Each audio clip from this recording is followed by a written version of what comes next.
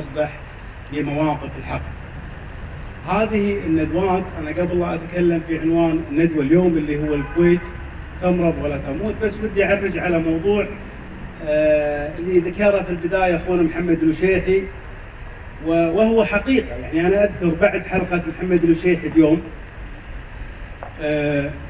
كنت في زيارة لأحد المناسبات الاجتماعية، عرس أحد الأصدقاء، وأنا نازل شفت يعني الشيخ ناصر محمد نازل العرس، فقعدت بسيارتي ما نزلت. لما طلع من العرس فنزلت فسلمت على الإخوان المتواجدين، فقالوا كذا واحد من الشباب موجودين، قالوا خالد لو سبقت شوي، ما يدرون انك كنت قاعد بالسيارة، لو سبقت شوي واجهت ناصر محمد وواجهت تطبيق عملي لما قال الوشيحي في هذا العرس.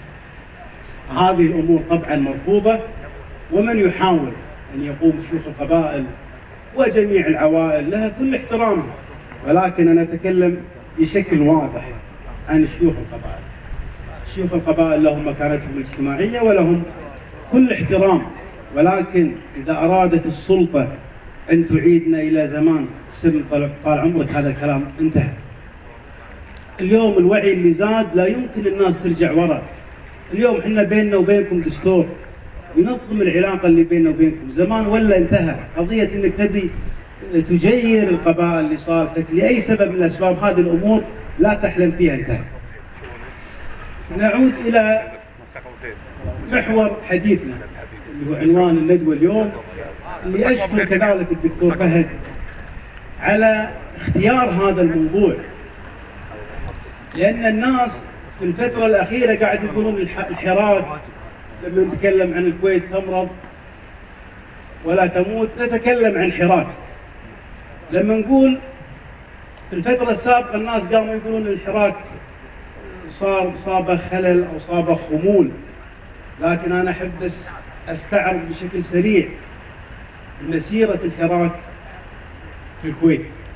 عمر الحراك ما مات، وعمر الحراك في الكويت ما رفع شعار إلا يتم تطبيق هذا الحراك طال الزمان أو قصر. نبدأ في 21 عندما بدأت المطالبات، وهذا الكلام ارجعوا لكتب التاريخ راح تجدون هذه المطالبات موجودة. لما طالبوا أهل الكويت المجلس الاستشاري الأول بفصل خزينة رئيس الدولة عن شخص الأمير، يعني هناك تكون خزينة رئيس الدولة وهناك خزينة الأمير بشخصه، تم حل المجلس الاستشاري الأول، وبعد سنوات رضخت السلطة وتم فصل خزينة رئيس الدولة عن خزينة الدولة. كذلك مرورا في المطالبات 38 اللي تحققت في 62 دستور 62، كذلك في تزوير إرادة الأمة في 76، في حل مجلس 86، في مطالبة شخص واحد رفعها في 92. وتذكرون شنو صار على هذا الشخص لما قال له أحمد نصار شريعان، العم أحمد شريعان، لما قال يجب أن نفصل بين ولاية العهد ورئاسة مجلس الوزراء، كان لوحده يحمل هذا الأمر. بعد ذلك ومع مرور السنوات تحقق ما يريد الشعب الكويتي بفصل ولاية العهد عن رئاسة مجلس الوزراء.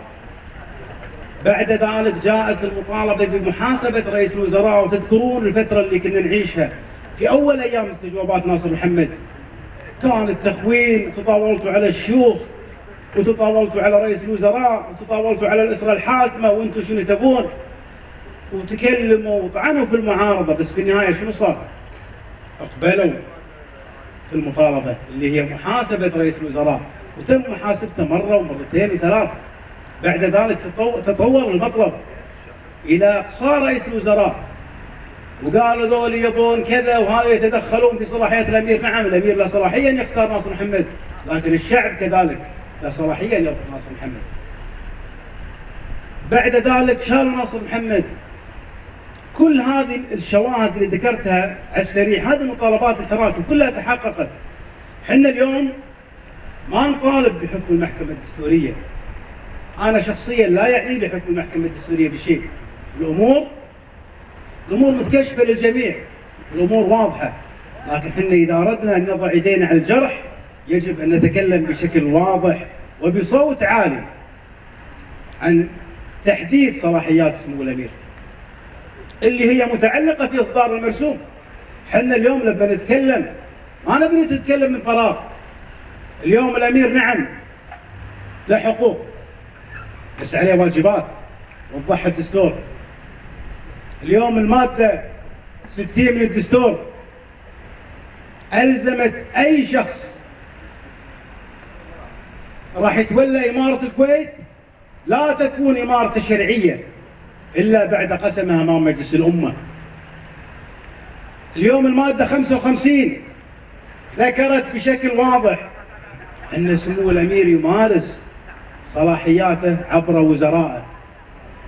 فإحنا اليوم لا تقديس لأي شخص، الاحترام موجود، ولكن نرفض العبث، نرفض من أي كائن كان أن يستخدم صلاحيات مو صلاحياته.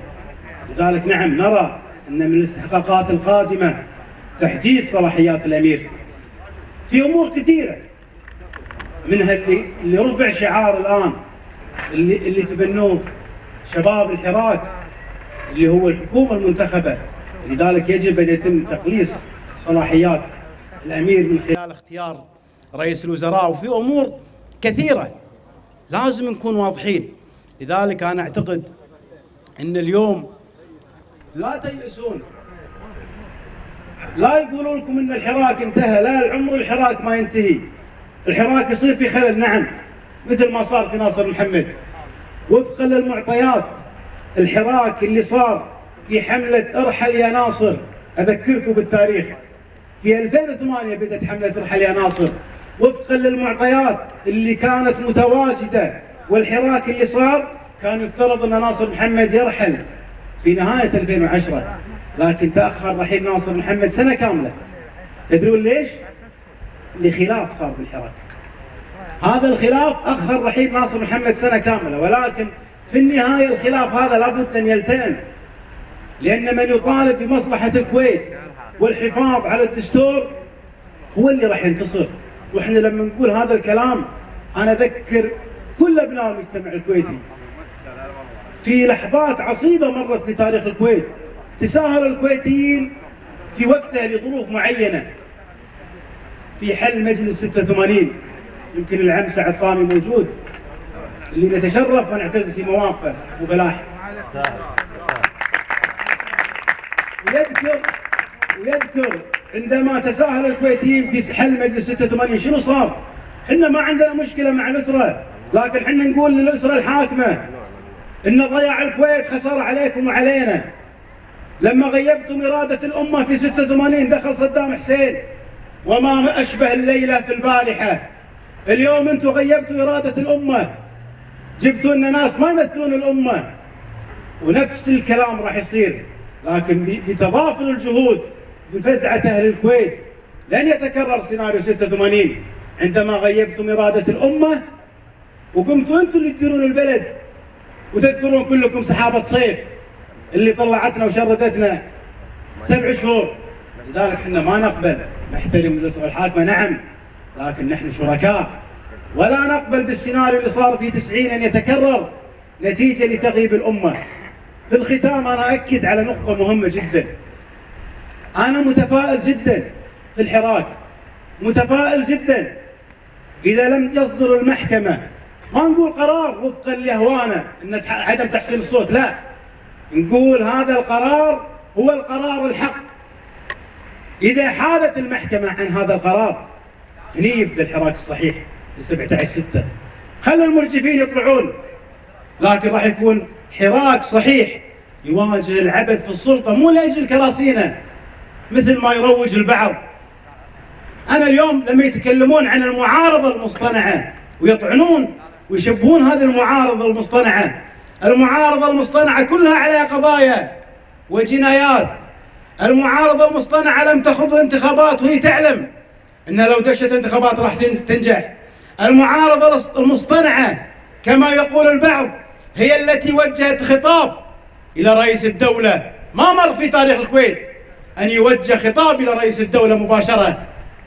لذلك أنا أقول استبشروا خيرا إذا رجعت المحكمة وحكمت، مو الكلام اللي حنا نبيه، إذا حكمت بالحق بها فأكرم. وإذا تم تحصين المرسوم أنا أقول في 17/6 هو بداية انطلاقة الحراك الحقيقي الداعي إلى استعادة إرادة الأمة. في الختام أشكر الدكتور إبراهيم الكفيف على إقامة هذه الندوة، وأتمنى التوفيق له، والسلام عليكم ورحمة الله وبركاته.